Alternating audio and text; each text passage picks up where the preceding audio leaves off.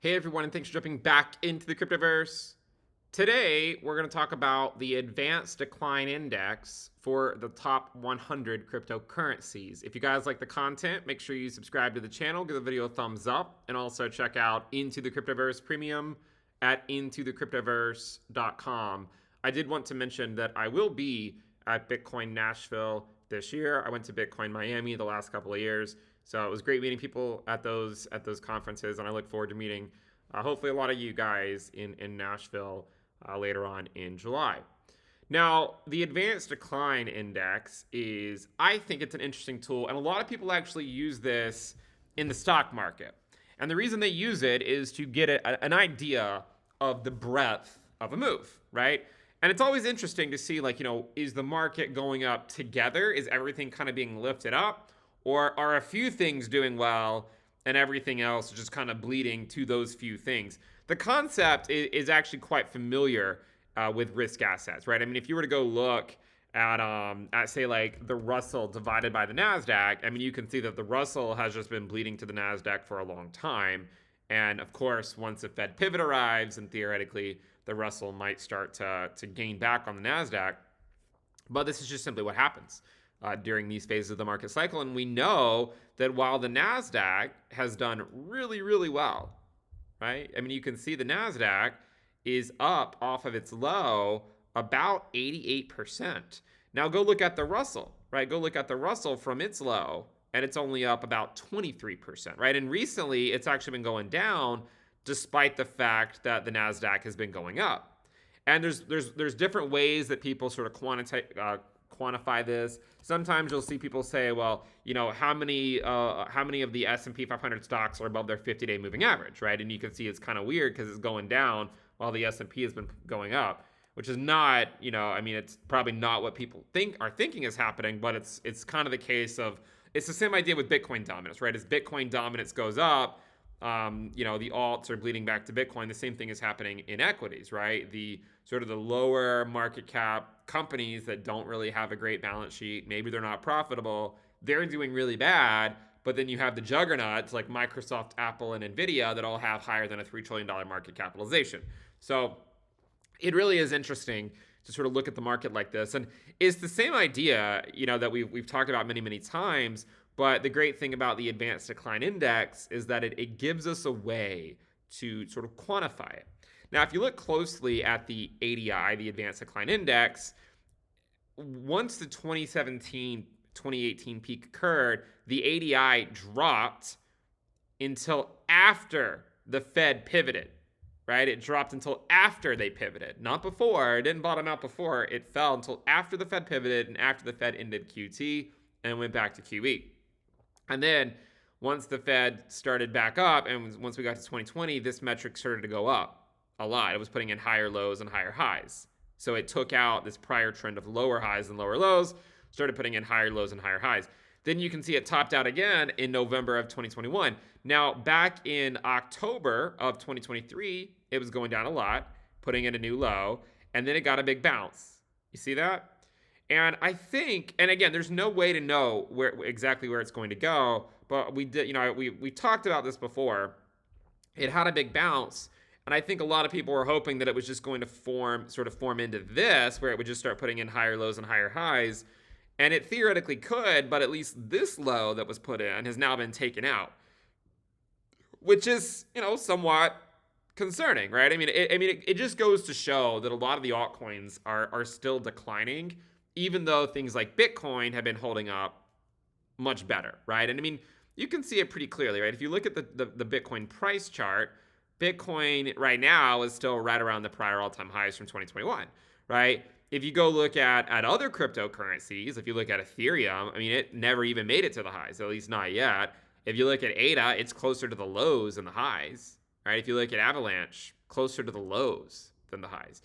These have been nice moves, but they still haven't really gone anywhere, and they've been trending down since March. Matic is now, I mean, there's not even, if you look at the current Matic price, there haven't been that many days this cycle where it's been lower than the current price, right? I mean, you have a few weeks in mid 2022, and then you have a few weeks in August, September of 2023. There's just not been that many times that it's been lower than the current price over the last several years.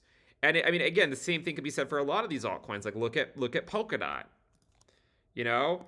And so there's this reality that if you just kept DCAing some of these the a lot of the altcoins that were really loved last cycle, if you've just been DCAing those since the highs, you know, you haven't really seen a lot of return on that. I mean, sure, you're off the lows here, but you're still, you know, way down here, right? With Bitcoin, you're way up here.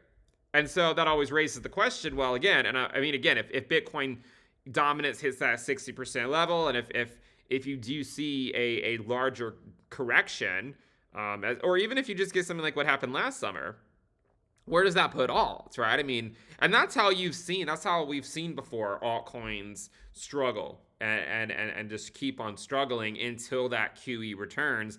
This is what happens, right? I mean, the only way they hold is if Bitcoin holds. Bitcoin is up so much, it has the luxury of you know, moving down a little bit, and it still hasn't even, it's still basically at the prior all-time highs. So it just goes to show why the altcoin market can be risky. Now, of course, we can cherry pick certain alts and say, well, these have done really, really well, but there's also a lot of survivorship bias associated with that, right?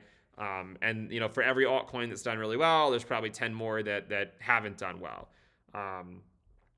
And then so that I think, and if you look at Litecoin, right, like it's also not really doing that well. And some of the altcoins are doing a little bit better than others.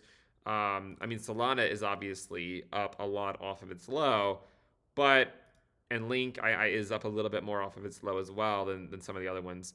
But it is an interesting way to look at the market, right? It gives you a better picture of the overall health of the asset class. So if you wanted to see the health of the asset class return, then you would like to see something like the ADI, the Advanced Decline Index, putting in durable higher lows and higher highs, like we saw from January 2020 until November of 2021. Now, of course, we did have a pandemic drop in there somewhere, but I think you could argue that's, you know, a black swan event. And even in that case, we still saw higher lows and higher highs. It was a pretty big wipeout, but we were back up to the same levels basically just 2 months later, okay?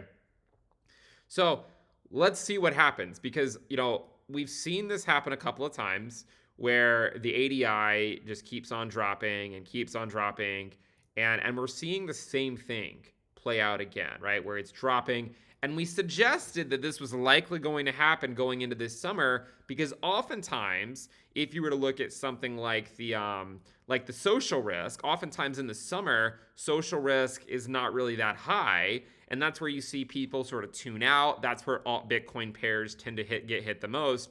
And it was actually after this bounce over here by social risk in 2019, the preceding drop by interest later that year, that's where alt Bitcoin pairs finally dropped and capitulated, and then that's where ultimately the Fed pivoted. And so I wonder if you're going to see the same thing happen again, right? Social interest has started to drop off. And while it is dropping off, you're seeing things like alt Bitcoin pairs, you know, back at the range low, all the way back down here, you know?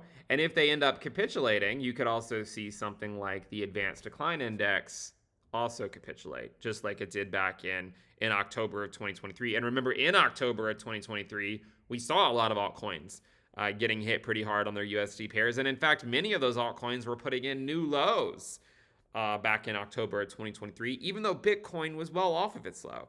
So the Advanced Decline Index, I think, is a great tool to get a better understanding of the overall breadth in the market, right? Is it like a QE rally like you saw in 2020 and 2021, higher lows and higher highs?